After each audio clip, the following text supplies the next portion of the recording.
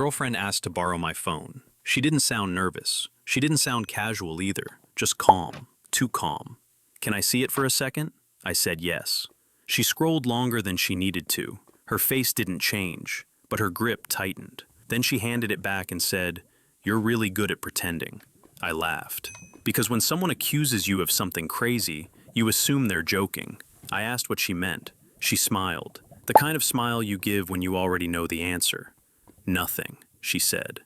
That night, we laid in bed facing opposite directions. She fell asleep first, or at least, I thought she did.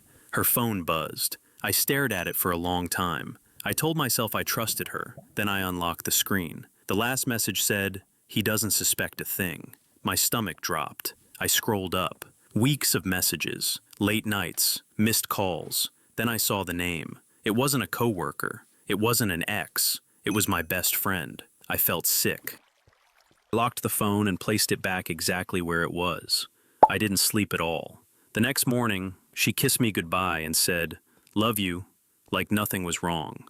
An hour later, my phone buzzed. A text from my best friend. It said, "She told you yet?" I stared at the screen. Then another message came in, from my girlfriend. "We need to talk tonight." I spent the entire day pretending I didn't know anything. I laughed at her jokes. I replied to my best friend like everything was normal. That night, she sat across from me on the couch. She wouldn't look me in the eyes. She said, "I need to tell you something." I nodded. She took a deep breath and said, "I didn't plan for it to happen." My chest felt tight. I asked her who it was. She hesitated. Then she whispered his name, my best friend. She started crying, said it only happened once, said it was a mistake, said she was going to tell me, just not yet. I didn't yell. I didn't cry. I just asked one question. "How long has he known you were going to tell me?" She froze. That's when I knew. This wasn't guilt. It was fear. I stood up and grabbed my keys. She asked where I was going. I said, "To hear the truth from someone who hasn't practiced it." I drove to his place. He opened the door like he'd been waiting. I asked him how long. He didn't answer right away. Then he said, "Long enough to fall for her." My hands started shaking. I asked if she loved him. He said, "She says she doesn't know."